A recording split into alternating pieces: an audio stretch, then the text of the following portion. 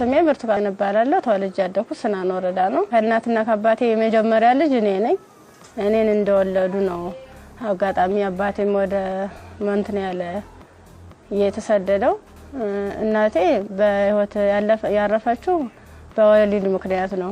ከዛ በኋላ ምንድነው የተደረገው? አያቴ ጋር እንዳድግ ቆየው።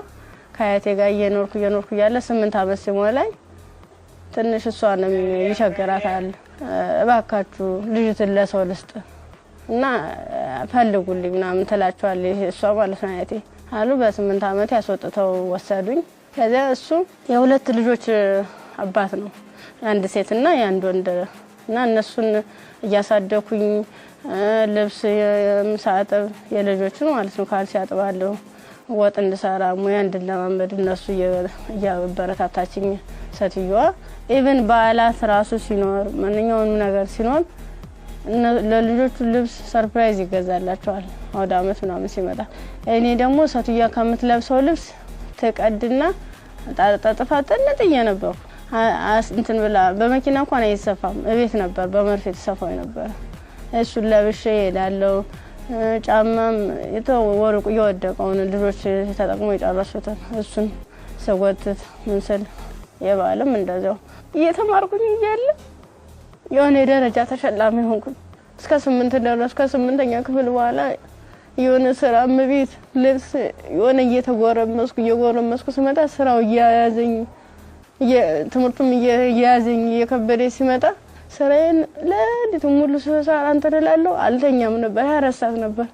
ከዛ ዩኒቨርሲቲ እንታ 12ኛ ክፍል ጨረስኩ። 12ም ያው 392 አመጣው። ውጤት ከመጣ በኋላ ወደ ዩኒቨርሲቲ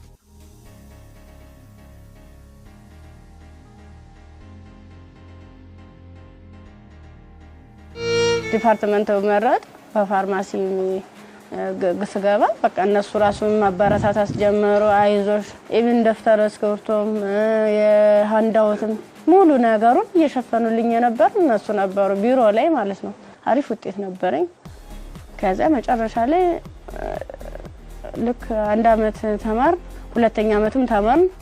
2ኛ አመት ላይ የተወሰነ ረብሻ ይከሰታል በሰዓቱ ማለት ነው። ረብሻ ሲፈጠር ምንድነው 3 ሰዓት ነው ከሌሊቱ 3 ሰዓት ላይ እኔ አጋጣሚ ከልጆች ጋር እንትን ነበርኩ ላይብራሪ ነበርኩ። እኔ ወደ ውስጥ ስንመለስ ውስጥ ላይ የሆነ ሰው ሲተኩስ ከውጭ ላይ ይቀባበላሉ። ከዛ ኧረ ምንድነው በዚህ ወጡ በዚህ ወረዱ እንዲ ወንበስ በሉ እንትን ታኙ ተንበልበሉ ምናምን ይሉናል። ከዛ ልክ እየተኛን እየተሳብን እንደባብ እየተሳብን እየሄርን እያለ መጨረሻ ላይ እዚህ ጋር ግቡ በቃ እናምልጥ እንደዚህ ያለን ሰዎች ለካ ውስጥም ውጭ የሚተኩሱ የነበሩት እነሱ ናቸው። ውጭ ላይ ስንል ምንም የተተቀለብስ አለበሱ። ከዛ አንደኛው ተጥቅ የለበሰው እዚህ ጋር ግቡ ምክንያቱም እንደዚህ ድብልቅልቁ እየወጣ ነው እንዴ ህይወታችሁን ማትረፍ አትፈልጉም ሲላን እሺ ብለን ታርጋብገመን ሁላችን ሰዎች አንድ ላይ ወጥተን ገባን። አንድ ላይ ገባን። በቃ ፍስፍስ አርገው ይዘው ሄዱ። እየከለሉ ሄዱ። ምንድነው ወደ ጫካው ስንዳረስ ሰውነታቸውን መከለል ጀመሩ። ያ ማለት ምንድነው አይናቸው ብቻ እንድትታይ ነገር ግን ሌላ አካላቸው እንትን ነው ሙሉ ብረት ነገር ነው። ስንገባ ምንድነው ኖርማል ወታደር ነበር። ግን እኔ ምን እዚያው ላይ እየቀየሩን ምን ሰዓት እንደቀየሩ ማላየናቸው። ከዛ እየሄርን እያለ ጫካ ስንጀምር መኪናውን ከዚህ በኋላ መኪና መግባት አይችልም ወራዱ በግራችን ዱብ እያለ ነው የምንሄዳው። ልክ በግራችን እየሄርን እያለ እንትን አይናቸው ብቻ እንድትታይ ሌላቸውን ሸፈኑና ጸጉራቸውን ገለጡት። ያኔ ኬፕ ነገር ነበር የለበሱ። ጸጉራቸውን ሲሉት እንዴ እንደሹ ቀጥ ያለ ነው። እንሄዳለን መንገዱ ያልቅም።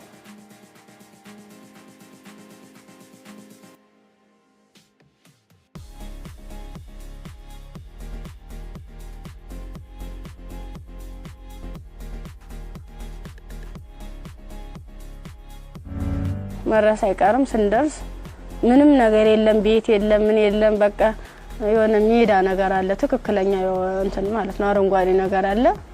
እዚህ ጋር ስፖርት ስሩ፣ ይሄን ስልጠና መውሰድ አለባችሁ፣ በዚህ ነው አሁን ያመጣናችሁ ምንድነው እናንተን ፈልገናችሁ ነው በቃ ለትጥቅ ስለፈለግናችሁ ስልጣናዎችን መውሰድ አለባችሁ መማር አለባችሁ ከዛ ሳናቸው ይዋን እያደር ትንፍስ እንዳትሉ እና ዳቦ ሲሰጡ እንደ ዳቦ ነው እንደ ንስ እያሉ ነው እንደዚህ የሚወረወሩልን ማለት ነው አይጠጉንም ሁሉ ከዛ እየወረወሩልን እያነሳን እንበላለን ያው ፈዳ አይደለም ይርበናል ምን ጠጣው ውሃ ስናጣ ደግሞ በለበስነው ልብስ እየዘፈዘፍን ምንጭ ነገር እናገኛለን ወራጇ ዝም ብሎ ቆሻሻ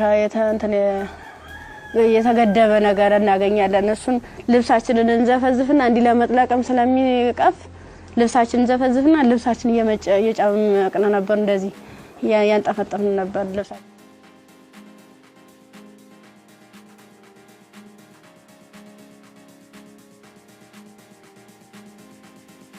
አመት ከ6 ወር ከሞላ በኋላ በቃ ስራችንን እንጀምር ይላል አንደኛው ማለት ነው ስራችንን እንጀምር ፕሮሰሱ አልቋል ያቀርነው ጊዜ መስከዚህ ነበር ምን ፈልገውን ነገርም ተሳክቶልናል አሁን ደግሞ እንቅስቃሴ እንጀምር ዳይ ምናምን አሉና መጀመሪያ ላይ ልብስ ነው አውልቆ የታዋን ሙሉ ልብሳችን እና አውልቀን ነው እንግዲህ እንደንተን ሶስቶቹ አራቶቹ ተሄዱ በኋላ እኔ አምስተኛ ላይ ነበር በአምስተኛው ሰዓት ላይ ምንድነው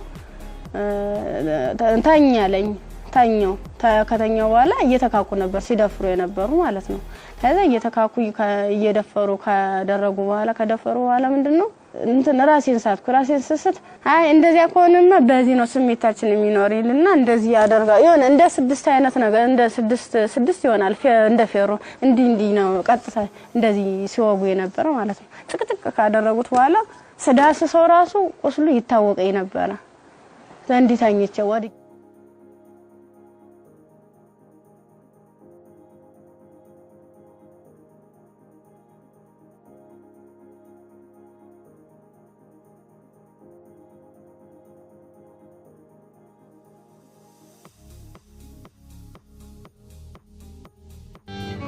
ካንገተ በላይ ደግሞ እንትን በምንድነው ጭንቅላቴ ነው ሁለት ሲመታኝ የኛው ተከፈተ ጭንቅላቴ ማለት ነው እንደዚህ ያድርጓል ማለት ነው ሌላስ ምን ይሻላል ከዛ የሆነ ሚንትን የሚልም ነገር አለ ቢላ ማለት ነው በሱ ይፈቀፍቀዋል ጻጉሬን ማለት ነው ሲፈቀፍቅ እየደማ ነበር በዚህ ሚተለትላሉ እንደምላጭ አይነት ነገር ይዘዋል የሁሉ ትልትል ነው ይሄን ማህፀኔ ከተጨቀጨቀ በኋላ ምንም ማለስታውስ ተጣል ምን ሆነ ግን ምንድነው በስድስተኛ ቀና በየንተሰል ምንም ነገር የለም ከጎኔም ረሳለ ከጎኔም ልጅ ተርትላለች በቃ ከሷ የተሻልኩ ስለሆነ የለበስኩትን አረቄን ልብስ ሙሉ ጫርጊያው ልቄ እንትን አሰርኩት ተንትኑ ጋር አጣብቂያ አስረ እየጎተትኩ ያ ማለት ምንድነው እኔ ሙሉ አካል ስላለኝ ነው ያንስ አድርጌ ነበር እየጎተትኩ ይተላቀስ ሪጃል በቃ አርቃንሽን ሆነሽ በጣም ነው የሚያሳዝነው ቁምጣ ነበረች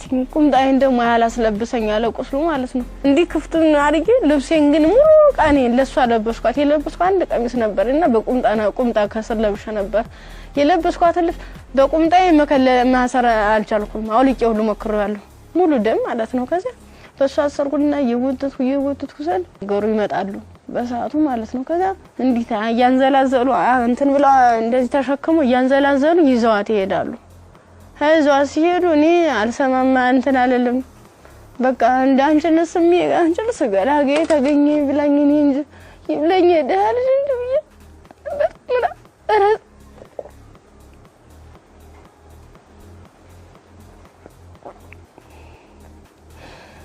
ይብላኝ እኔ እንጂ ብዬ ያርኩኝ ከዛ ያርኩኝ አላቋርኩኝ ሀገሩን እንዳልጠየቅ ምኑን ልጠይቃቸው በቃ ውስጥ የተጨነቀው መጨረሻ ላይ ጫካውን ስጨርስ ከተማ አገኘ ከዛ አባቴ እኔ ምን ዩኒቨርሲቲ ተማሪ ነበርኩኝና ልብሴን አጋጣሚ ልብስ ለብሼ እጅ ሌባ ወስዶብኝ ነው እስኪ ማከ ገዛልኝ አልኩ ስገዝለው 50 ብር ሚላ ሰናገኝ ከሱ ላይ 50 ብር ከፍሎ ለካ አንድ ዝምሮ ጥቁር አይነት ነገር ነው እሷን አለበሰኝና በቃ ለልጅሽ ሊሊ ብሎ ዩኒቨርሲቲ ሲሄድ ቀጥታ ዳይሬክተሩ ቢሮ ነው የገባሁት ከዛ ቀጥታ ዳይሬክተሩ ቢሮ ስገባ ምንድነው ሙሉ ነገሩን ካየ በኋላ ህክምና ውስጥ እንደገባ ማህፀኔ እንዲታሸግ ከአንገት በላይ ያለው እንዲታሸግ ተደረገልኝ አሳሸገኝ እያለ በቃ ሰለቹኝ ማለት ቁስሉም ሊድን አልቻለም እነሱም ካቅማቸው በላይ ሆነ እኔ አማራጭ ምንድነው ዩኒቨርሲቲው ትምህርት ቤቱ ፊት ለፊት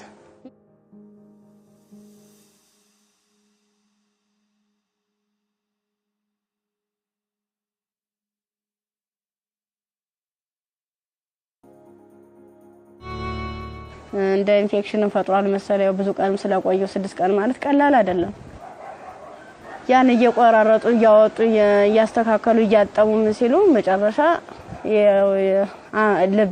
የልብም ከዝ እንዳለብኝ የታወቀም እዚያ ነው ልክ በራሳቸው መኪና ነው ወስደውኝ አምጥተው እዚህ ጣሉኝ አዲስ አበባ ማለት ነው ከዛ አዲስ አበባ ሲጠሉኝ ምንድነው ወዴት ልሂድ በቃ ህይወት መስቀልቀል ላለብኝ እብዶንኩኝ አበርኩኝ ከጊዮርጊስ ወደ ማርያም ሄርኩኝ የማርያም ቀን ነው ልሂድ እስኪ ምናምን ብዬ ሰው በሚሄድበት እየተከተልኩ ስለሰል ቅድስት ማርያም ይላል እዚያ ቁጭ ብዬ እየለመንኩኝ ታገኘኛለችና ብር ተሰጠኛል 50 ብር ተሰጠች በኋላ ምን ፈልገሽ ነው ምናምን አይዞሽ ምናምን አለችኝ እኔ እኮ እንደዚህ ተማሪ ነኝ እና በዚህ ረብሻ ምክንያት ነው እንደዚህ ተፈጠረው እንዴት ላርግ እንዴት ልሂድ ብለሽ አልኳት የት ልሂድ ብለሽ ስላት አይ እንደዚህማ ከሆነ ከኒልክ እንትን ጤና ጣቢያ እንወሰደሽ ብሎ ጤና ጣቢያ ሲሄድ የምጥ መርፌ ሰጡ እስቲሽ አደረጉ ከተወለደ በኋላ በጣም ራበኝ በቃ ምኑን ላጥበው ማጣው ሳጣ ሲርበኝ ማዘር ተሬዛ ጋር መጣውኝ ምን ላርግ አልኳት በቃ ጨለመብኝ እባክሽ አስገብኝ ስላት ከጎንሽና አለን ብላ መድኃኒቶቹንም ያንዳንዱ የህክምና ክትትሎችን ያደረጉልኝ ውስጥ ላይ ከነሱ አቅም በላይ የሆነውን ሪፈራል ተጻፈልኝ በረንዳ ላይ የነበርኩት ወደ ቤት እየተቀየረ ሰው ቤት ማደር ጀመርኩ እያልኩኝ በእነሱ ጥረት በእነሱ ጥንካሬ በማዘር ተሬዛ ማለት ነው ለልጁም ሆነ ለኔ ህክምና ወጪዎችን ያንዳንዷን እየሸፈነች እሷ እንደ እናት ሆና እየመከረችኝ ያጽናናችኝ እንባዬን እያበሰ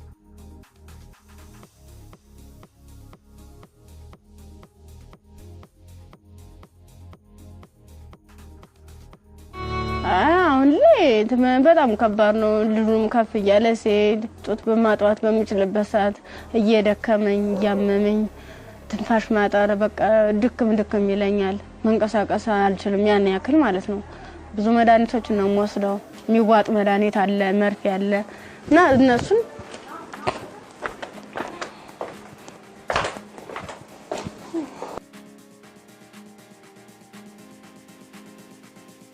እነዚህ ነው መድኃኒት እየወሰድኩ ያለ በቃ እነዚህ የሚዋጥ መድኃኒት አለኝ መርፌ አለኝ ይሄን ነገር ነው እየወሰድኩ ያለው እና ይሄን መድኃኒት ወስድ ደግሞ ለኔ የሆነ ማለት ምግብ ያስፈልገኛል ምበላው መጠጣው የለም መታየት ነው ደረቅ ኮቸሮ ነው አሁን ቅድም እንደውም ሳዘጋጅ ነበር ኮቸሮ እዚህ አለ ዘፍዝፌ ነው የነው ያለው አሁን የራስ በራስ ብሏል የዘፍዝፌው ስለቆየው ቅድም ነው እናንተ ቀረጻ ያዘጋጃችሁ ያለ የዘፍዘፍ ማለት ነው የዘፍዝፍ ካለ በኋላ ለልጅ ምንድነው ፍትፍት አድርጌ እኔ የምበላታለሁ እሱም የሚበላት ይችል ነው እና ሙዝ ምናምን እገዛለታለሁ ብስኩት መጠለያ ያስፈልገኛል አሁን ያለበት ቤት ስፖንሰር አንድ ወር ከፍሎልኝ ነው ሄደ ሌላውን ግን እየለመንኩ ነው ውጭ ላይ ማለት ነው የሆነ ነገር የሆነ ልጅውን ወደ 3 ወር አለፈው ሰው እንድንቆጣጣው ማለት ነው መታጠቢያ ሳፋ የለም ብቻ ቃላት የለኝም በቃ ይድረሱልኝ ምን አንድ በቃ ወደ ፍትስ ምን አይነት ህይወት ነው የሚኖረው ምንድነው ማደርገው ለምን ነገር በጣም ይራበኝ ነው በቃ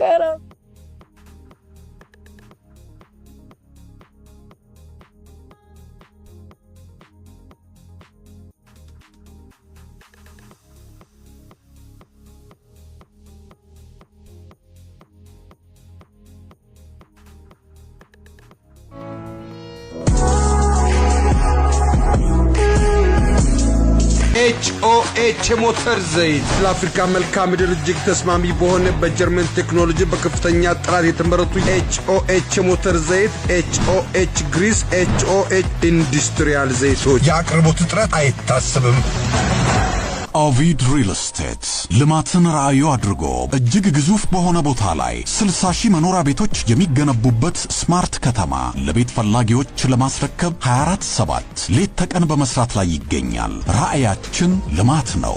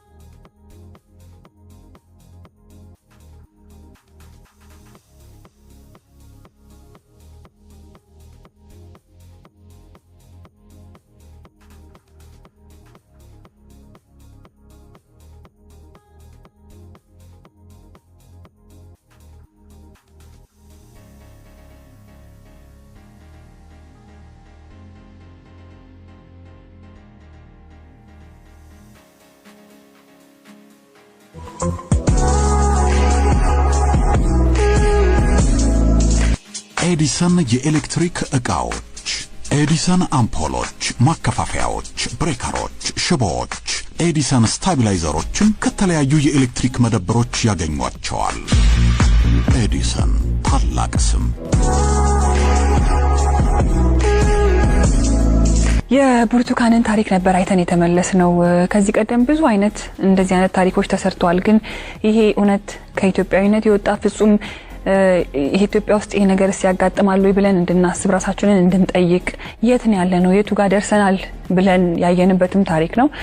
ብርቱካን በጣም ተስፋ የነበራት ለዓላማዋ ታግላ እዚህ ጋር የደረሰች ጎበዝ ጠንካራ ወጣት ተማሪ ነበረች። ከዛ በኋላ ግን የመጣባት ነገር የሚያሳዝን ነው።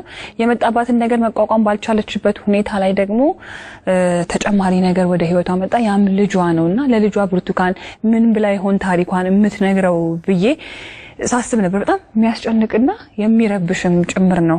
የሷም ህይወት ተበላሸ ስንል እንደገና ደግሞ ህፃን ልጅ ወደዚህ አምጥታለች። የዛ ህፃን ልጅ ተስፋውስ ምንድነው? ነገስ የሚመለስለት መልስ ምንድነው? ይሄ ልጅስ እንዴት አድርጎ ነው አድጎ ሀገርን የሚረከበው ብለን እንድንጠይቅ የሚያደርገንም ይመስለኛል። የብርቱካን ታሪክ በጣም ብዙ ሴቶች ላይ ያጋጥማል። ግን ደግሞ ይሄኛው የሚዘገንንና ለመስማትም ለጆሮም ለማየትም የሚቀፈው ነው ያገኘው። ያው ሰው ስትሆኚ ተፈተኛለሽ።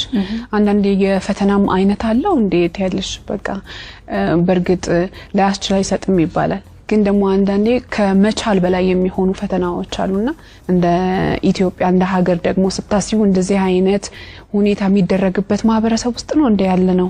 በምን አይነት ሁኔታ ነው ህይወታችንን እየመራን ያለ ነው የሚለው ራሱ ሌላ ጥያቄ ነውና በጣም ከባድ ነው። የብርቱካን ቪዲዮንም ቁጭ ብዬ ሳየው እውነት ለመናገር አንደበት የለኝም። ከአምሮ በላይ ነው። እጅግ በጣም የሚሰቀጥጥና የሚዘገንን ከመሆኑ ብዛት የተነሳ ጭራሽ እንደውም ፊልም ነው እንዴ አክቲንግ ነው እንዴ የሚያስብል ሁላ። ምክንያቱም ያው ብዙ ሆረር ፊልሞችን እንሰማለን፣ ግን የእውነት መሬት ላይ የወረደ እንደዚህ በዚህ ልክ የሚሰማ ነውር ሁላ አለ ወይ እስከ ማለትም ድረስ አለና ብርቱካን እንግዲህ ስቱዲዮ ውስጥ ትገኛለች። አብረን ቆመን እንቀበላለን። እንኳን ደህና መጣሽ። እንኳን ደህና መጣሽ ብርቱካን። አረፈ እንዴት ብርቱካን? እንኳን ደህና መጣሽ። በጣም ነው የምታምረው። በጣም ቆንጆ ከለሯ ራሱ እንዴት እንደሚያምር። ያው ዩኒቨርሲቲ ስንሄድ ሁላችንም የምናስበው ነገር አለ አይደል? ቤተሰብ ጋር ያለው ደስታ አለ፣ ስትሄጂ የምትዘጋጁ ዝግጅት አለ። ከሄድሽ በኋላ ደግሞ ያው ቤተሰብ ነው ገንዘብ የሚልከው እንፈልገው ነገር። ያን ጊዜ እንዴት አሳለፍሽው? ስትሄጂስ እንዴት ነበረ? ስሄድ 300 ብር ነው የተሰጠኝ። ያ ማለት ያን 300 ብር የሆነ ቦታ ላይ ትላካልኝ ማለት አይደለም፣ አድርሶ የሚመልሰኝ ነው። አመት ሙሉ የሚዘልቅ ማለት ነው። ጓደኞቼ በፕሌን ጓደኞቼ በመኪና እየተመላለሱ በዓላትን ሲውሉ እኔ ግን ለአንድ አመት ተውሎ 300 ብር ነው ካልኩሌት ተደርጎ ይሰጠኝ ነበር። ስንት ነበር ትራንስፖርቱ? 150 ብር ነበር ሄጃው። እንደ ሴት ደግሞ ለሴት የሚያስፈልግ ነገር አለ፣ ምን እንቀባዋል፣ የተፈጥሮ ጉዳይ አለ። ለዚህ ሁሉ ነገር ገንዘብ ያስፈልጋል። በምን ነበረ ያን ነገር? ጓደኞቼ የተሻለ ህይወት ነበር እንትን የሚሉ ባለሀብት ልጆች አሉ፣ እነሱ ነበር የሻር እያደረጉ እያዋጡ ነገሮችን የሚሸፍኑ ኢቭን ሞዴስ ራሱ ይገዙልኝ ነበር። ጓደኞቼ ነበር ከጎን ያሉት ማለት ነው። እሺ ከዛ በኋላ ያ ሁሉ ነገር አለፈና ዩኒቨርሲቲ ገባሽ። ዩኒቨርሲቲ ገብተሽ ሁለተኛ ዓመት ተማሪ ሆነሽ ነው ይሄ ነገር ያጋጠመሽ። እንዴት ነበር እስቲ ጊዜውን አስታውሽ? ማለት በጣም ነው የሚከብድ። 3 ሰዓት ላይ ልክ ከላይ ወረ 3 ሰዓት ዘጋብኝ። መመለስ አልፈልግ እንደ ወጣሁኝና የሆነ ይሮራጣሉ ማለት ነው ሰዎች። ስንሄድ በቃ አራ እንደዚህ ተኩስ የተነሳ ማለም ትሄዳላችሁ በቃ በዚህ ሄዱ ነው በዚህና እንትን በሉ እዚያ ካግቡናም ሲሉን እኛ በሰዓቱ ተኛን ተቆርቁሮ ነው የመሰለን። እኛ እንደዚህ ለማትረፍ ነው ብለን ተንደርድረን ራሳቸው መኪና ገባን። የነሱ መኪና ምን እንደሆነ ረብሻ የሚፈጥሩ ሰዎች በመጡበት መኪና ከፍት ነው ከኋላ 1 አመት ከ6 ወር ነው እዚያ የቆየነው ጫካ ውስጥ ምንም ነገር ሳይፈጠር። አመት ከ6 ወር ምን ነበር የሚሏችሁ?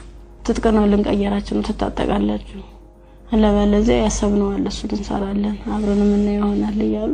የት ነበርስ የምታድሩት? እዚህ ውጭ ላይ ብዙ ጊዜ ዛፍ ነበር እንዲታከልል ተነመለ ነበር።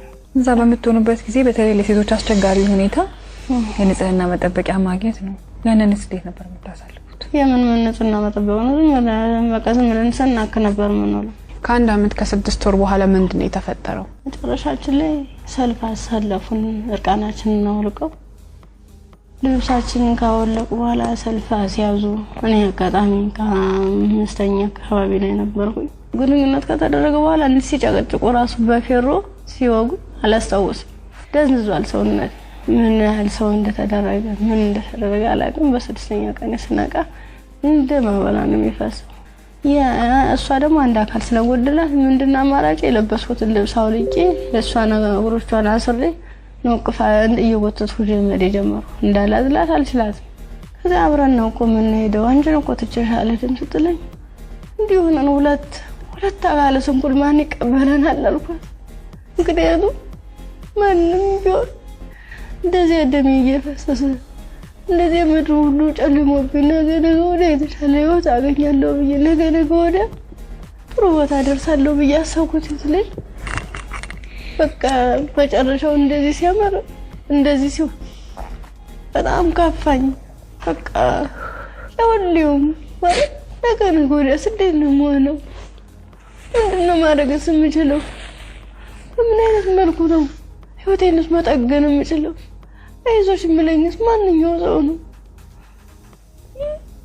በቃ አለው እንደዚህ መጨረሻ ላይ ምንድነው ጎዳና ተዳዳሪን የሆንኩት። ጎዳና ነው ወድቄ በቃ እኔ እንጂ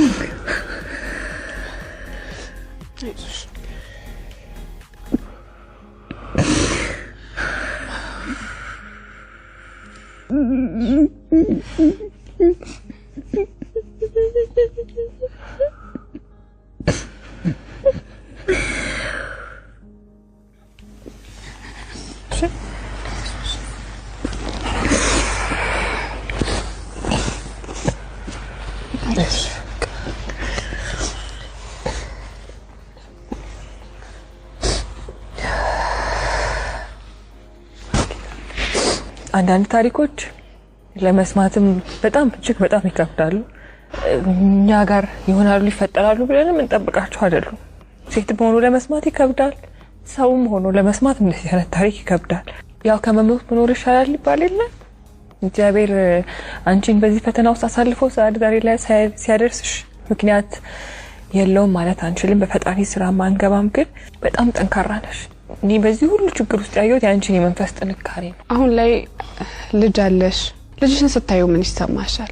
ከፋኛል በጣም። ምክንያቱም እሱ ባይኖር ያን ያህል እንትን አይደለም ነበር ማለት ልጅ ስትይዥ ከባድ ነው። ለልጅ ስትይ እያልሽ የሆነ ትታሰሪያለሽ። ልጅ ነው እንጂ ራሴ አትይም። በቃ ምን አለበት ወይ ጤነኛ ልጅ በሰጠኝ ነው። ካልሆነ ደግሞ እኔም በሽተኛ እንዴት ነው የማደርገው? ልጁን ለማልቀ ሁለቴ ነው 3 ጊዜ ጥዬው ሁሉ ይጫለው። እዚህ ውጭ ላይ ተመልሼ እንዲህ ሳይሆን እማ ያለ ወደ እኔ ይመጣል። እናፈሩን በበላሁት በቃ አብረን እንሞታታለን ብዬልሽም ወቀፍ አድርጌ እንደገና ራሴን ይቅርታ ጠይቄ እንደ ትልቅ ሰው ጥያቄና መልስ በራሴ እየተመለሰ እንደዚህ ከሆነሽ ለአንዶዬ ይሸከፍ አድርጌ እሄዳለሁ። ያሳደጉሽ ቤተሰቦችሽ በጠፋሽበት ወቅት ከዛ ሁሉ ነገር ሲሆን ይሄን ሁሉ ታሪክ ያውቃሉ፣ ግን አልቀበልም ያለ። አሁን ላይ ጤናሽ እንዴት ነው? ሕክምና በጣም ያስፈልገኛል። ከሕክምናም በላይ የምክር አገልግሎት ያስፈልገኛል። ነገ ብርቱካን ምን ብታገኝ ትመኛለች? እኔ አሁን የምፈልግ አንድም በጤንነቴን የሚከታተለኝና በቃ ትምህርቴን መማር የምፈልገው ወደፊት በቃ የተሻለ ህይወት መኖር እፈልጋለሁ። ልጅን በጎንና አይኑን እያየው እየተጫወትኩ አብሬ እንደ እናት እንደ አባት እንደ ወንድም ከጎን ይሆንልኝ። እሱም አድርጎኝ ጠበና እንዳያገኙ ተሻለ ህይወት እንድደርስ ነው የምፈልገው። ዛሬ ወደ አዲስ ምዕራፍ የሚያሸጋግሩሽ ስጦታዎች እኛ እናበረክትልሻለን። እንግዲህ ብርቱካን በጣም ብቻሽን በከባድ ሁኔታ ልጅሽን እያሳደግሽ ነው የምትገኘው። በመሰረታዊነት በመጀመሪያ የሚያስፈልግሽ ደግሞ የቤት ኪራይ ድጋፍ ነው። የቤት ቴሌቪዥን ይሄንን ስለሚያምን ደግሞ የ1 ዓመት ያለምንም ሀሳብ ከልጅሽ ጋር ሆነሽ ራስሽን እስክትቋቋሚ ድረስ የ1 ዓመት የቤት ኪራይ ይሸፍንልሻል። ሌላው እንግዲህ እኔም በጣም ተርቤያለሁ። ልጄንም ለማጥባት ደግሞ መብላት አለብኝ። ካልበለው ደግሞ ወተት የለም ጡቴ ብለሻል። እውነት ነው። እናት ስንሆን ደግሞ የበላነው ሁሉ ደግሞ ወደ ልጃችን ነውና መብላት፣ ራስን መጠበቅ ራብ መጥፎ ነው ይባላል። እውነትም መጥፎ ነው በጣም። ስለዚህ የ6 ወር አስቤዛ ደግሞ የቤት ይሸፍንልሻል። ከቤት ኪራይና ከአስቤዛ በተጨማሪ ደግሞ የልብስ ማጠቢያ ማሽን ኢቢኤስ ቴሌቪዥን ያበረክትልሻል። በጣም ትምህርትሽን ትወጃለሽ፣ መማር ትፈልጊያለሽ፣ መለወጥ ትፈልጊያለሽ። ባላሰብሽው ባልጠበቅሽው ሁኔታ ከትምህርትሽ ገበታ ወደ ኋላ ቀርተሻል። ያኔት ኮሌጅ ደግሞ በመረጥሽው በፋርማሲ ሊሆን ይችላል፣ በነርሲንግ እንዲሁም ደግሞ በላብራቶሪ ቴክኒሻንነት 2 ቅርንጫፎች አሉ። ከሁለቱ በአንዱ ቅርንጫፍ መርጠሽ ትምህርትሽን እንድትከታተይ ትምህርት ቤት ወጪሽን ሙሉ በሙሉ ይሸፍንልሻል። እኛም ህልምሽ ተሳክቶ ስትመረቂ ደግሞ ለመምጣት ያብቃል።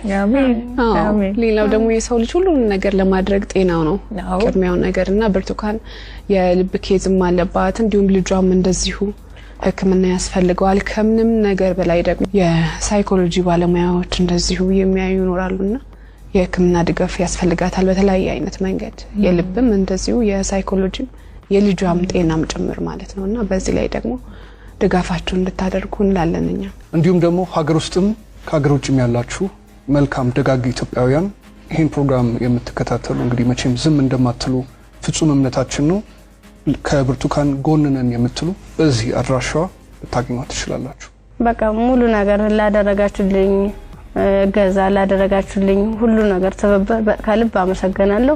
ኢቢኤስ ቴሌቪዥንም እድሜ ጤና ይስጥልን። በጣም ነው ማመሰግነው። ወዳችኋለሁ፣ አከብራችኋለሁ። ነገ ወደ ደግሞ የኔ ህይወት ተሳክቶ የኔ መጥቼ እናንተ መጥቼ እዚህ ውስጥ ማስደስተበት ቀን ይናፍቀኛል። ደግሞ አደርገዋለሁ። እናምናለን እኛ። የአዲስ ምዕራፍ ሰዓታችን ይህን ይመስል ነበር። እሑድም በኢቢኤስ ይቀጥላል። መልካም ጊዜ።